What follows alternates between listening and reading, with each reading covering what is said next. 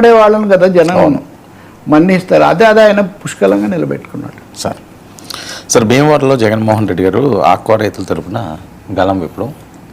ఈ సమయంలోనే జగన్మోహన్ రెడ్డి మొన్న విశాఖలో మత్స్యకారులు అది అయిపోయింది, ఆయన భీమవరం వెళ్తారనే ఇది అంతకుముందే ప్రకటించారు. నిజానికి భారీగా దానికి అక్కడికి ఇక్కడికి ఒక తేడా ఏంటంటే ఇక్కడ ఒక సమస్య కొనసాగుతుంది. చాలా రోజులుగా ఆక్వా రైతులు ఆందోళన చేస్తూ ఉన్నారు కూడా ఆందోళనలు. పొగాకు రైతులు, ఆక్వా రైతులు ఇటువంటి వాళ్ళందరూ కొంచెం వాణిజ్యంతో ముడిపడినవి ఉంది. అది వేస్తున్నారా ఏమంటారు?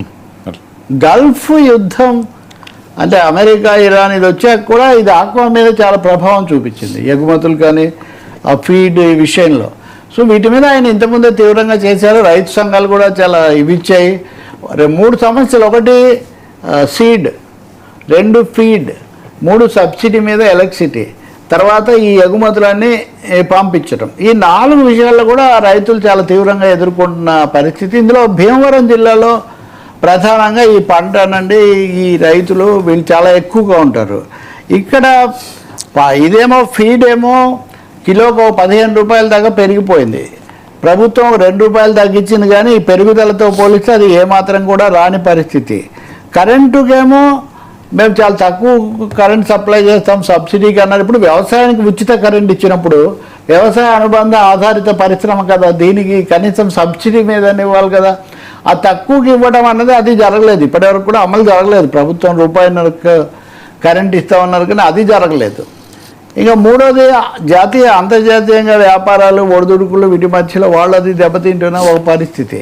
ప్రధానంగా జగన్ ఇప్పుడు అనేది లేదా ఎక్కువ మంది ఫీల్ అయ్యేది సిండికేట్లుగా ఏర్పడుతున్నారు. సిండికేట్లుగా ఏర్పడి అటు వ్యాపారం ఎగుమతులను వాళ్ళే శాసిస్తారు, ఇటువైపున తాము సీడ్ తెచ్చుకోవటము లేకపోతే ఫీడ్ కొనుక్కోవటం వీటిని కూడా వాళ్ళే శాసిస్తారు.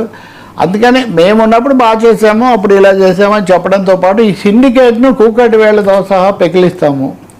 జగన్ ఈరోజు ఉపయోగించిన మాట, ఈ సిండికేట్ను కూకటి వేళ్లతో పెకిలిస్తే తప్ప ఈ ఆక్వా రంగానికి మేలు జరగదు. ఇంతమందికి మేలు చేసే రంగంలో రైతులు బాధపడటం, కన్నీరు పెట్టుకోవటం ఇది మంచిది కాదు. కూటమి వాళ్ళకి చేసిన వాగ్దానాలు అమలు జరపాలి, లేకపోతే దీని మీద పెద్ద ఉద్యమం మేము నిర్మిస్తాము. 2వది ఆ సిండికేట్, ఈ సిండికేట్కు ప్రభుత్వంతో ముఖ్యమంత్రితో సంబంధాలు ఉన్నాయి కాబట్టి వాళ్ళకు మేలు జరిగే నిర్ణయాలు తీసుకుంటున్నారు, రైతులు నష్టపోతున్నారు అన్నది.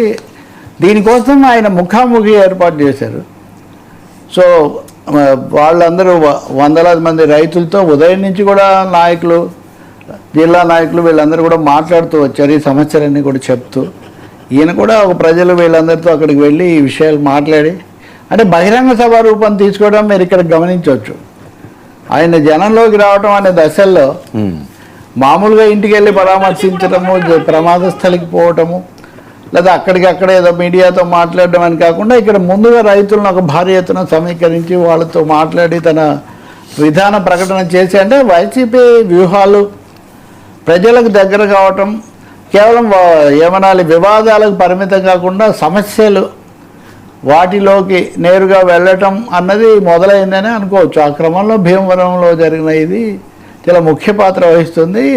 భీమవరం అనుకోకుండా గతంలో పవన్ కళ్యాణ్ పోటీ చేసిన నియోజకవర్గము కూడా కావటం, కాకపోతే ఆ శాసనసభ్య అప్పుడు గెలిచిన ఇప్పుడు అటు పోయినట్టుగా ఉన్నారు. కానీ గతంలో నేను మీకు చెప్పినట్టుగా గోదావరి జిల్లాల మీద జగన్ యొక్క ఫోకస్కు ఇది మొదలు. పవన్ కళ్యాణ్ పీఠాపురం ఎంచుకుంటే ఈయన మళ్ళీ ఇదివరకటి స్థానమైన భీమవరం నుంచి అది మొదలు పెడుతున్నారు.